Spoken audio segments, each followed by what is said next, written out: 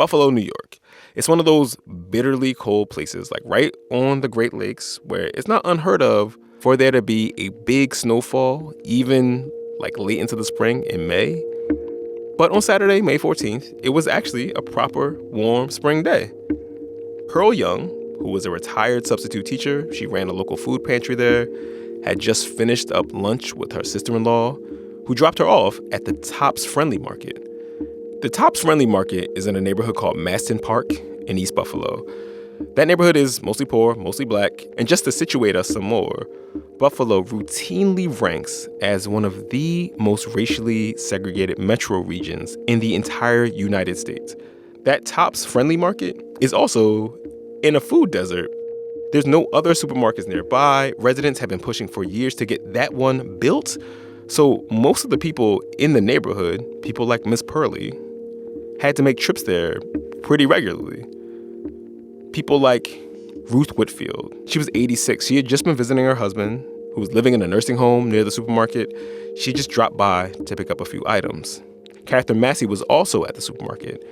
She was 72. She was headstrong. Her family joked that she was a, quote, committee of one. She was a community activist, and she regularly wrote letters about issues of the day to the local black press, including a letter to the editor about the need for tougher gun control laws. Hayward Patterson was 67. He was a father of three. He was a taxi driver. He was waiting outside of the Top supermarket for passengers. Celestine Cheney was 65. She was at the market with her sister. She was an avid bingo player, a grandmother of six. She was at Tops for some shrimp, for some strawberry shortcake.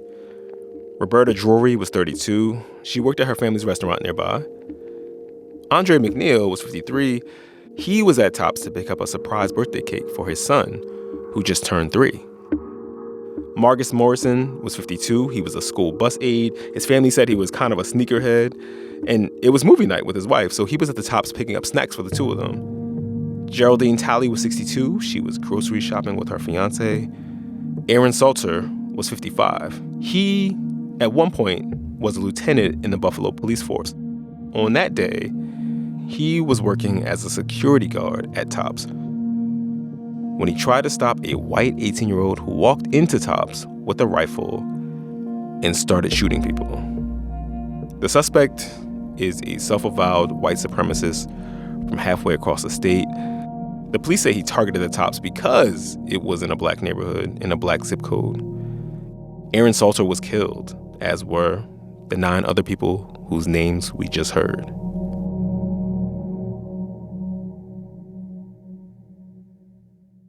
So at this point, calling mass shootings like this one random is kind of like calling tornadoes in the Midwest random. Like, we might not be able to predict when they happen, but the conditions that make them inevitable are almost always present. We live in a country with more guns than people, where racism has always been both politically popular and legitimized in policy. We live in a country that has been the site of so many episodes just like this one: massacres of indigenous people, pogroms of Asian laborers, spectacle lynchings, and coups. For centuries now, almost all of it has gone unpunished or has been very thoroughly memory holed. Back to that Tops in East Buffalo, it's closed, at least for a little while this investigation unfolds. But as our colleague Adrian Florida reported this week, now the people in Maston Park are also scrambling to find food. This week's Code Switch is not about that. There will be time for us to pull thread on all of these things, on so-called replacement theory, on online radicalization, on white supremacist violence, and yes, housing segregation. But we felt, before we got into the episode we do have planned, that we have to acknowledge this calamity in Buffalo. To say the names of the people whose families and friends have now been conscripted into the grim work of trying to put their lives back together. As the Jewish saying goes, may their memory be a blessing.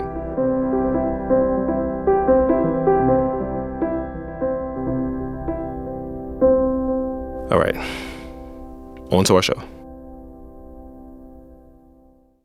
What's good, y'all? I'm Gene Demby, and this is Code Switch from NPR. And I'm joined this week by my NPR colleague, Malika Gharib. She's an editor on NPR's Science Desk. She's guest hosting this episode with me. What's good, Malika? Hi, I'm so excited to be here. It's like when bands go on Tiny Desk and say they can't believe they're here. That's me right now in Code Switch. You were gassing us. I appreciate that. We're very flattered. And we're glad that you could come through. So Malika recently wrote and illustrated a graphic memoir about her experiences as a second-gen kid of Filipino and Egyptian immigrants. It's called I Was Their American Dream. Malika, I need to admit something to you. I still don't get the first-gen, second-gen thing. We've been doing this show for like a nice minute now, and I still get tripped up on which generation is which when we have these conversations. Oh my gosh, it's so confusing for me too. When I was growing up, I referred to myself as first generation because we were the first generation of Americans born in the U.S. to our immigrant parents who were born back in the home country. But there are some people who think our immigrant parents are the first generation, making us the second generation. So I don't know. I've heard both. Weirdly, I use both interchangeably. Oh, so you switch back and forth. Okay. Yeah. So Malika, I'm assuming the story you brought to us today has something to do with immigrant identity. Yes, as a matter of fact, although it's kind of a story about a house or some family drama over a house. Man, houses are for shelter and for family drama. Like, that's why they're there. Yeah, and that's the case here. This house is in a small town just south of Los Angeles.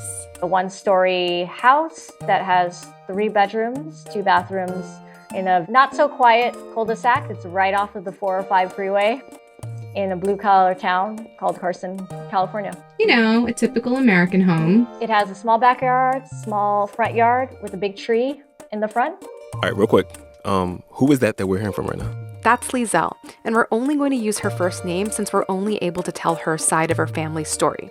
So she says this modest house represented her parents' ambitions. My parents immigrated from the Philippines to the U.S., I would say the late 50s, early 60s. And, you know, they were chasing the American dream, just like a lot of other Filipinos that immigrated to America. So after her parents got married, they bought this house. And in 1983, they had little Lizelle. This all sounds so wholesome. But we know there's drama. Well, when Lizelle was a teenager, her parents got divorced. And as part of the divorce, Lizelle's parents were supposed to sell the family house and split the funds equally. But for whatever reasons, they never got around to selling it. So Lizelle and her mom kept living in the house. Lizelle's dad moved back to the Philippines. So he moved back to the Philippines. I'm assuming that he wasn't sending money to the United States to pay for this house that they have in California. Right. Her mom was paying the mortgage on her own. And once Lizelle got her first job out of college, an entry-level job at a newspaper, she started helping out with the mortgage too. So the two of them are living in this house and paying it off. Fast forward a decade. Lizelle's in her mid-20s. She hadn't heard from her dad in years when suddenly she gets this phone call from him. Oh, Lord. I always knew at the back of my mind at some point he was going to come back because he was entitled to that house. And at some point, you know, he's probably going to need the money. And the first thing he said was that he wanted his share of the house. He didn't ask how she'd been, how she was doing, didn't consider where Lizelle and her mom would live if they sold the house. And Lizelle told me he said he was entitled to the house because it was her debt to him as a daughter. Her father said that it was her debt? It was Lizelle's debt? Yep. He uttered these 10 words I'll never forget in my entire life. If it wasn't for me, you wouldn't be here. And I basically made a decision at that point. I'm like, you know what? Let's just buy him out. He's not going to stop until he gets his share of the house. So eventually, that's what we did. Lizelle says she didn't even think twice about it. She decided for her mom's sake to buy out her dad's share of the house. It still infuriates me sometimes, but as an only child, felt like this was the right thing to do. It was a no-brainer. All right, so Lizelle is trying to get her own adult life off the ground, right? She's got her college, she's got her starting her career as a reporter, and suddenly she gets pulled into this mess where now she has to buy out her dad's share of the house. Like, how much are we talking? How much was that share? The value of the house at that time he was asking was $400,000. Oh my! So Lizelle had to buy out his 200 G's. She had to do what? $200,000. Oh my God. So, Gene, this is what I wanted to talk to you about in this episode. Oh, yes, I'm very interested. Okay. This sense of obligation Lizelle's dad expected from her. It's not just because he's a jerk or she's rolling in money. It actually stems from a deeply held, very old Filipino value, utang na loob. Utang na loob. Did I say that right? Yes. Okay. Utang na loob is kind of a tricky topic for a lot of Filipino-Americans. On the surface, it feels like an issue about boundaries and obligations, but when you dig a little deeper, it becomes more existential. So let's start with the basic, the most fundamental parts of this idea, utang na loob. Like, what does it mean? It literally means debt of your inner self, your soul, in Tagalog. That's a lot of pressure. Right. So it's this feeling of needing to pay somebody back for something they did for you. Maybe it takes the form of you helping someone pay their bills, babysitting their kids, helping them fix their car. It could be many different things. And the reason why you're doing this is maybe at some earlier point, they gave you money or helped you get a job or let you crash at their place for a while. And this relationship could be with anyone, a friend, a family member, a colleague, a parent, anyone who did something meaningful for you. Maybe, like in Lizelle's case, they gave birth to you or impregnated the person who gave birth to you. Wow.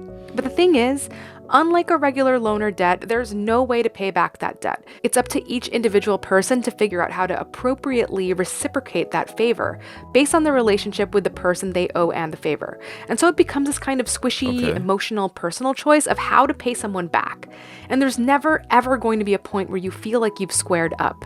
Yeah, I mean, when you said, debt of your soul, the whole soul thing underlines that this debt is kind of permanent. Although, to be fair, I feel like a lot of people with student loan debt probably feel like that debt might outlast the heat death of the universe too. Yeah. And I mean, it doesn't feel good to be in debt. As you can imagine, a lot of Filipino-Americans like Lizelle, like me, feel some type of way about this arrangement, in part because it can infringe on your sense that you're making your own way, that your money is yours, or even that your life is your life. Okay, but Malika, earlier today, I was listening to the song by Deontay Hitchcock, and he has this line, if my mama's still working, I cannot relax, right? And that will sound really familiar to a lot of people, right? Like first-generation college students, the first people in their families to go to college, maybe they moved into the middle class. They have to send money back home, right, to pay for light bills and to pay for cousins' clothes and stuff like that. And of course, more broadly, people who work in America send billions of dollars back home to their families overseas, in remittances, it's a giant part of the economy in some places. Including the Philippines. Including the Philippines. But we know that family obligations, financial and otherwise, caretaking, child, babysitting and stuff like that, we know that that's a really big thing that lots of people just do because that's what families do. So how is this different from that? That's a good question. I would say that what makes utang different is that it's not really about the favors. It's about the relationship between the person who owes and the person who is owed. So let me give you a personal example. I have a relative who decades ago told her 20-something brother-in-law that he couldn't live in her house anymore. Now, this relative had kids of her own and had already taken in 2 older family members. Okay. But because she asked him to move out of her home, she was seen as turning her back on the family. And for that, it seemed like the rest of the family more or less shunned her, and she became a black sheep. So you were watching all this play out. How did you feel about that? Back then, I felt like it was really unfair. And now, as an adult, I understand what she was trying to do. She was trying to create some boundaries between her immediate family and her in-laws. Yeah, that's real. Okay. Yeah, and as a married person myself now, I completely understand why she felt like she had to do that. But seeing what happened to her when she tried to draw what seemed like a reasonable line, that helped me get how utang works in my family and what might happen to me if I didn't uphold my end of the deal. Can you say more about that? So I'll share another example from my life. When I was growing up, I had a really close relationship with my aunts and uncles. My mom was single, she worked 2 jobs, and my titos and titas made sure my mom had enough money to pay for me and my sister's Catholic school tuition, our school uniforms. They picked us up from school and babysat us. So this is regular family stuff? Yes. And these things were kindness done out of love and duty for the family. And now it is me and my sister's duty to remember that and honor that. Okay. So out of respect for our uncles and aunts, we make ourselves available to them. Luckily, my uncles and aunts don't ask for much. But there is an expectation that we should be there for them if we're ever needed. Like there was one time one of my uncles needed a little help to pay for his house. And so I wrote a check. And when an aunt had a 60th birthday party, I bought a plane ticket to fly back home for a night to surprise her. Okay. I do these things because I love them and because they have done so much for me. But also, I low-key worry about what would happen if I didn't.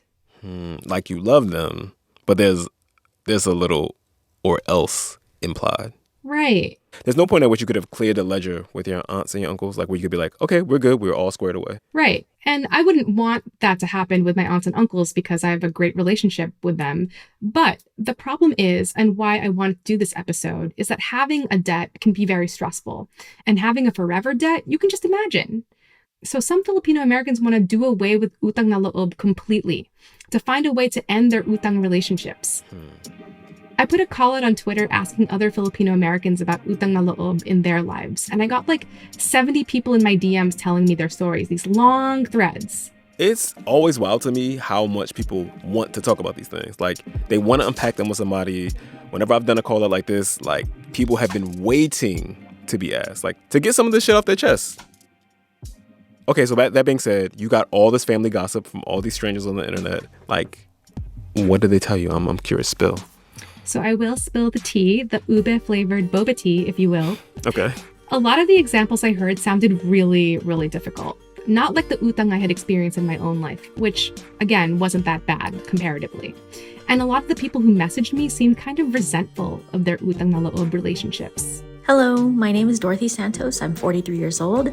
I am based in San Francisco, California. Hi, I'm Jason Tanamore. I'm 47 years old. I live in Portland, Oregon, and I am the middle of 3 boys. Hi, my name is Nikki Palafox. I am 32 years old, and I live in San Diego, California. So, some short backstory. My dad lost his job close to retirement when I was in my early 20s. So he started to ask me for money for gas or cigarettes, basically reminding me that he was always giving me money whenever I asked. And it started to become longer stories of what he had done for us when the amount of money he needed was starting to get higher. So soon the money started to become in the hundreds every several weeks. And I started to feel very trapped.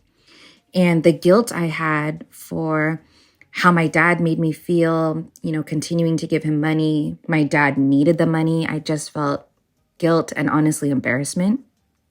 I texted my dad. I told him that I couldn't keep giving him money anymore. And he got pretty angry at first because for him, and I might butcher this, but ikaw mahaahon sa amin sa hirap. You will lift us up out of this trouble that we're in. Like I was solely responsible for bringing our families out of poverty, and I couldn't. I seem to be the black sheep in the family. I went to college to get a degree in accounting like my mother has, but then I quit to pursue my true passion, writing. One of the ways I distanced myself was never accepting any money, favors, or anything like my siblings who still do. I had to remove the scratch my back mentality with them, and it was difficult to do. But now we're on a respectful level where they don't ask me for any favors or money. This has allowed me to now help out when I want to, instead of being guilt-tripped into doing. As someone who has identified, and I still do, identify as a queer, gender nonconforming Filipino person, utang na loob does not just factor in money. It's all about the other things that I feel that I owed my mom or I owed my parents, to be partnered, to have children, to have a good job with benefits. And I remember my mom suggesting beneficiaries, goddess forbid something happened to me. And, she recommended, a couple family members. And my response to her was, I don't even have a relationship with these people that you named. Why would I want to give money to people just because they're a part of my bloodline, but they care very little or they don't know much about me or they never actually fostered a relationship with me?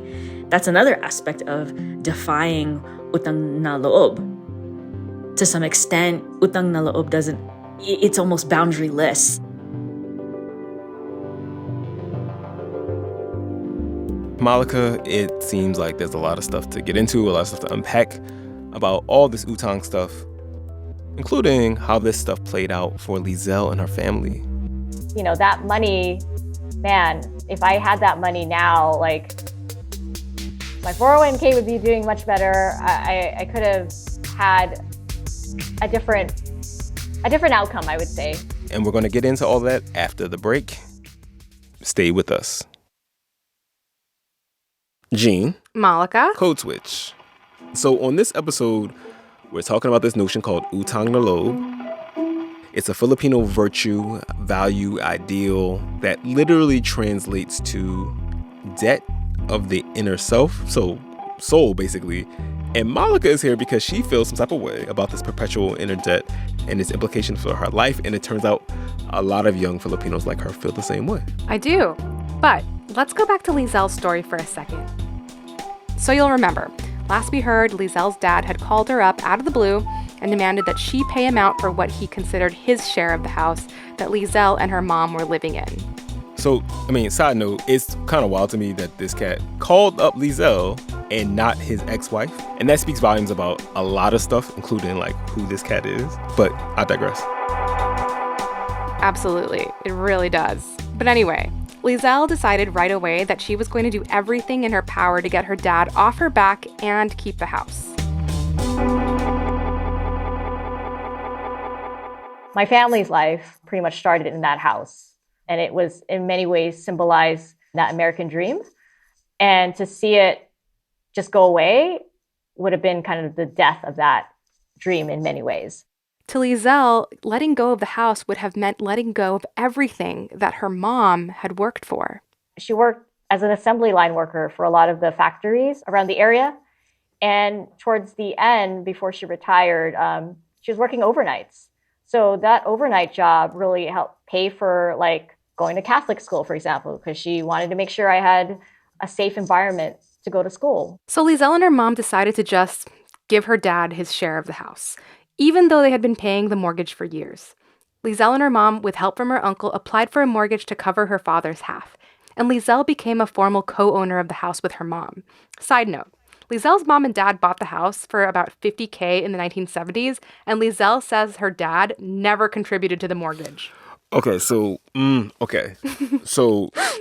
her dad probably put $25,000 into this house. No, actually, maybe. Lizelle said that he didn't contribute to the original down payment for that either. So, okay. So you mean to tell me that this man did not put in any money for the house as a down payment, no money for the mortgage, but then he wanted to be cashed out at $200,000? Yeah. Are you for real? Yes, I know. Oh my God. Like, I wish he would. Oh my God. The nerve. Yeah, so we took out a loan for 30 years to give him his share. And basically that closed the chapter on that. But another chapter of Lizelle's life began. She was now a homeowner. She was paying for most of the $2,000 mortgage with her entry-level salary. Then, a couple of years later, she moved to New York for work. She started paying an extra $1,600 a month for rent for her group apartment in the city, on top of the mortgage in California. Oh my God. Her budget was stretched to the limit, and eventually she had to refinance the house back in California to lower her mortgage. If her father has nothing, he has the audacity. Oh my. I know. There was a moment that I had to really think about, like, is this even actually feasible? It was hard, and she felt resentful. It definitely put me in a situation that I was not expecting at that age. This was like now moving towards my mid to late 20s, where in many ways it's like that's the time you explore, that's the time you have fun and do all that. Whereas, I got a crash course in home ownership and refi and like interest rates and keeping an eye on that and making sure, you're filing all the necessary documents. Whereas, that money, if I had that money now, man. Those of us here in the United States are forced many times to navigate contrasting and conflicting cultural values. That's E.J. David at the University of Alaska, Anchorage. He's Filipino-American and the author of the book Brown Skin, White Minds, about Filipino-Americans' relationship with America and how that shapes their identity. We are forced to make decisions Do we subscribe to Western values of individualism and independence?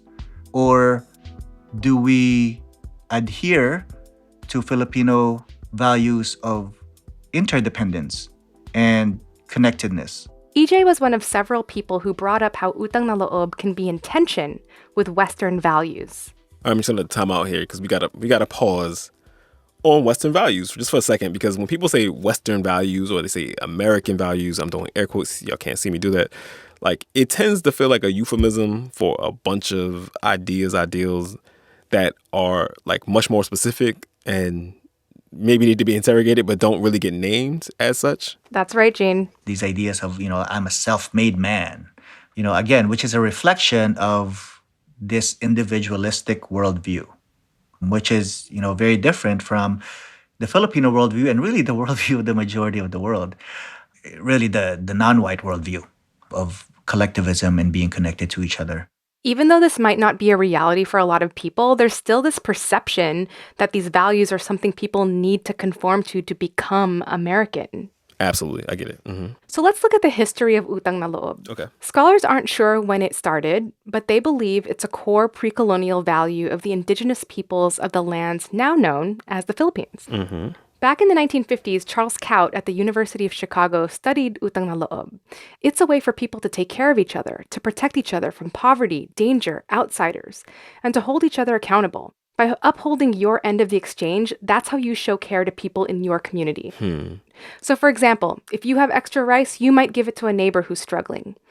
If you have extra land, you might let a family member farm on it. And those people who were given these gifts or favors, they now have a tie to the person who shared them, and they're now connected to them forever. I mean, it sounds in some ways like a mutual aid network where like people are working together to like get their needs met in ways that they might not be getting met, like informal ways. You know what I mean? Right. So Kaut, the researcher, also spent time in the barrio of Kapitangan in the Philippines. There were 900 people in the barrio, and they lived in these kinship networks. Family members, extended family members, friends of friends, and they were all bound by these intricate webs of relationships built on utang na loob. And if one person failed to make good on their utang, it threatened all the people tied together in this way. Kaut writes that kids in Kapitangan were taught really early on that the world is hostile to the individual, and as long as he remains in a strong in-group, will he be sure of relative comfort and safety. I guess that makes sense, right? Because like any social arrangement like this, like with enough people involved, that's like kind of informal, it requires maintenance. You need reward. In this case, is like people helping take care of you, making your life easier to live. But maintenance isn't just about rewards. It's also about like sanction, right? There have to be consequences, because the gamble that everyone is making is that everyone is participating is rowing in the same direction. And if you don't, you might get shunned. But also, if you don't, someone else might not be protected. Like, this doesn't sound that horrible or bananas. I know, right? That's what EJ said. The good part about this is despite hundreds of years of colonialism and systematic attempts to not just erase these indigenous values, but to distort them, right, and demonize them, the fact that it's still around, that it still exists within us, despite the fact that many of us may not even speak the languages anymore, we still feel it inside of us. I think that speaks to the power of these values. All right, but Malika, how do we get from, okay, we're all in the same gang, we all in this together, protected by the group, by family and friends of family, to Liesel's dad calling her up out the blue and telling her, I need a couple $100,000 or else. Like, what? Great question. EJ says that over time, the concept of utang na loob became warped. Some scholars argue that Spanish colonizers may have even taken advantage of utang na loob to convert so many of the native people to Catholicism, because Filipinos felt this need to give back to the Spaniards for quote-unquote civilizing them, enlightening them, teaching them. Oh my God. And so here we see that utang could be used as something you could abuse, holding a debt over someone's head to get what you want. And that exploitation, he says, has crept into our modern understanding of utang na loob. Unfortunately, that's how utang na loob is often expressed or manifested in everyday Filipino life. People can definitely take advantage of this cultural value to manipulate other people, to bully them or pressure them, to get them to comply or to obey or, or do things that they might not want to do or are difficult for them to do. Like, I don't know, take out a mortgage so you can give your father $200,000. Right. And when distortions like these come up, it's understandable that some Filipino-Americans want to draw the line. But it's easier said than done. That's something that Roanne de Guia Samuels helps out with. She's Filipino and a psychotherapist in California who works with Filipino and Filipino-American clients. She says people might say, wala kang utang na loob, meaning you have no shame, you don't know how to reciprocate a good deed or a favor. And sometimes it's used a lot with black sheep. So someone who is deviating from the cultural group. I mean, this idea that you're talking about, like the black sheep thing, that's not specifically a Filipino thing. Like, all groups have some kind of policing, right? Like, it's a very powerful and probably necessary thing for like group cohesion. In order for there to be a group, there have to be boundaries. There have to be people who are not in the group, right? And things that are seen as a threat to the group have to be exposed or punished. Like, other social scientists have come on the show to talk about like black Republicans, right? Like, black people don't like Republicans, but they really don't like black Republicans because they're seen as like part of the group that is opted for treachery, you know? Yeah, so when people try to end utang na loob relationships, even very exploitative ones, they're sometimes treated like black Republicans, so to speak, as if they're betraying their whole communities. Roanne says that can be really painful. Some people might have panic attacks. Oh my gosh, I have to make good. Or people internalize it and say, there's something wrong with me. I'm not doing enough. Yeah, I'm not good enough. I'm just thinking out loud here, but that I'm not good enough feeling has come up a few times on Code Switch, specifically our Ask Code Switch episodes. We had a conversation about the way that Asian American college students often frame their immigrants' parents' experiences like through the lens of sacrifice, and how that feeling of having to do right by that sacrifice and grinding to achieve, air quotes, using this very meritocratic metrics for achievement stresses people out, and it does a lot of damage to their like self-concepts and to their mental health. And actually thinking about how you've explained utang na loob some, I wonder how much like that idea of parental sacrifice, if your parents are immigrants, is also like complicating this feeling of setting boundaries with your parents and this sense of duty to them on top of the utang that already exists. Yeah, I mean, honestly, that was certainly a factor for me, and Roanne's been working with Filipino-Americans with these same feelings. She teaches them what utang na loob is, how to manage it, and how to know when it's not serving you. She starts by asking her clients to think about whether this debt of gratitude is giving them anxiety or distress. She pointed to Lizelle's situation. Even though it was hard, Lizelle said she didn't think twice about helping her mom. If that is something that makes her feel good, she doesn't see a sense of internal conflict, then I think the ecosystem of utang na loob is working for that family system. Unless otherwise, Lizelle is saying, oh, this sucks, right? Okay, so what if it sucks? Like, don't obligations suck sometimes? Like, isn't that kind of the deal? Like, that's a big part of obligations, is that they're not always fun. Yeah, well, there's sucks because you'd rather not do it, and there's sucks because the ask is exploitative. I asked EJ David about that. Here's an important part again, that I want to emphasize. It's a two-way street. The people who are using utang na loob to exploit others and to manipulate others, that's a sign that perhaps, they're not behaving according to kapwa.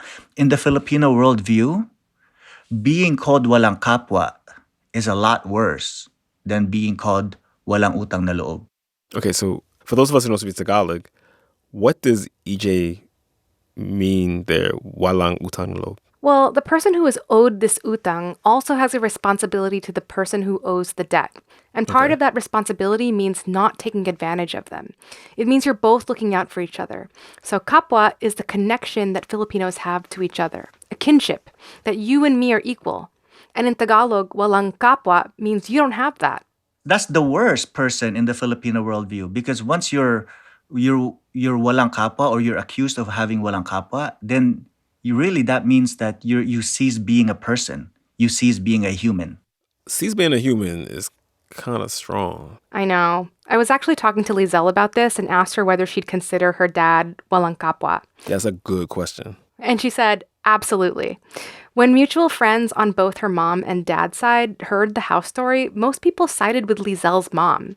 He has this reputation of being even more shameless now. And before this whole thing, some of Lizelle's family, including Lizelle, talked to her dad sometimes. Okay. Not a lot, but he'd send a birthday card to Lizelle every now and then.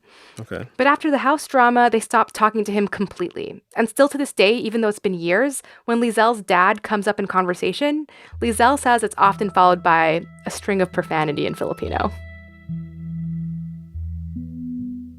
I mean, so he's, an outcast, but I'm curious if he wanted to, could he ever get his kapwa back? Like, is he stuck as an outcast forever? That's a really good question, and it's complicated because, as we've been talking about, it wouldn't just involve making amends with the individual you've mistreated or exploited. It could potentially involve trying to win over an entire community that you've alienated. Okay, so, right, like any relationship, when you mess up, maybe your partner, or your mom, or whoever you did wrong by, they forgive you, but you still have to get right with everyone else that they told about what you did. Right. And I want to point out a part of Utang na loob that EJ David says is really, really important. The more important piece of it is the inner part, loob. Loob is connected to each other. So my loob is connected to you. That's the whole idea of kapwa. Like I, for example, was sending money home to my family in the Philippines while I was in college. I had a full-time college job while I was a full-time college student. Part of that was to help me survive here, but a big part of that was being sent home to the Philippines to also help my family there with their daily, living costs, but also to put my nieces to school. Sure, was it a burden on my end? And did I wish that, I wish I could just keep all that money to myself? Sure, but to me, it was a connection to them. We can talk all we want about, well, maybe we can do both. Yeah, sure, we can. It's possible. There are many bicultural, multiculturally competent people out there. You can, but those are context to context, right? Eventually, you will find yourself in a situation where those values are in opposition of each other, and you will have to decide whether you go one way or the other.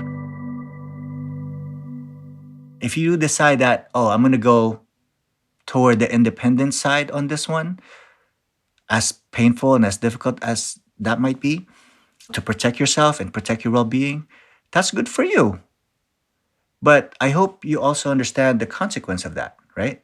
That it might mean, I'm not saying it automatically means it, but it might mean that you are losing your connection to other people, and therefore you might be losing a little part of your Filipino-ness too. Like if your Filipino family is your primary conduit for your Filipino-ness, then cutting them off or just deciding to keep them at arm's length, that might leave you adrift from like a broader Filipino community. Right. I know for me personally, my family is what keeps my Filipino traditions alive. If I didn't have relationships with them, would I be, quote unquote, as Filipino as I am today? It's a scary question, and it certainly adds pressure to keeping utang relationships intact. I mean, it doesn't seem like EJ is talking about disregarding boundaries with people. It seems more like he's saying that if you really value your connection to people and you're in community with them, that their well-being is part of how you make decisions about your life. And on a really basic level, like, what does it even mean to have a cultural identity? Like, in this case, we're talking about Filipinos, but we talk about this more broadly all the time. Like, if you're not in community, if you're not in fellowship with other Filipino people, like, it's kind of like, how is this identity not just like biographical trivia? Like, if you're not doing the thing of culture, which is being with people, because culture is people, for better and worse. Absolutely. And that really, really makes me think about Lizelle. You know, it's her dad who calls her and explicitly demands, you need to pay me for this house because you wouldn't be here without me. And Lizelle does pay him. But it's not because of the utang she feels toward him. It's because of the utang she feels toward her mom, who seems like never brought up this debt of the inner self in the first place. Lizelle says something great came out of it. In terms of my relationship with my mother, I think I would not have been as close. To me, it was a no-brainer. And I can just speak for my family. If somebody's in crisis, any one of us, we rally. And how do we rally? We pull the money together. We figure out a way to do it. No questions asked. Honestly, Jean, I don't think I would have done what Lizelle did. Huh. You wouldn't have. Okay. Can you say more about that? Yeah. I mean, like, thinking about the burden and the debt it would have put on me and how I would have then had to probably borrow money from my other relatives that would create this whole new set of utang ties. That idea, it really stresses me out. But then again, EJ told me that maybe I was thinking about utang and these debts like a little too literally. They say marunong kang tumanaw ng utang na loob. Tumanaw means to acknowledge it, to see it. Then they don't really expect you to pay it back. You just need to acknowledge that you are indebted to them. The saying is not, matuto kang magbayad ng utang na loob, which is you need to learn how to pay. So it's not the payment that matters. It's acknowledging that you are indebted to somebody. Roanne said something similar, and she gave me an example from her own life. Yeah, my mom is in the Philippines, but for her to be able to help me and my siblings to immigrate, she had to go to America back and forth. So she worked odd jobs in America. Even though she was a business owner in the Philippines, she was like a caregiver here for like almost a year. So I have an alert on my phone that reminds me to call my mom. My debt to her is to remind her when I speak to her to not forget her. Roanne says that when she calls her mom and her mom hears all the good things that are happening in Roanne's life, she has a nice house, she has a great career, her mom feels good because she feels connected to the reason why Roanne can have this nice life. She understands it's not everything, but I am the one who's not forgetting. Here's EJ again. At least the way that I understand utang na loob, it is this, sense of connection and responsibility to other people, right? Understanding that I did not get to where I am, like as successful as I might be, I did not get here by myself. I think that's important for many of us to understand. Like, this country, we worship, quote unquote, self-made millionaires or self-made billionaires. In the Filipino worldview, you cannot be self-made anything. The world is going to be a much better place if we stop seeing ourselves as these, super independent people. Because we are connected, we are interdependent.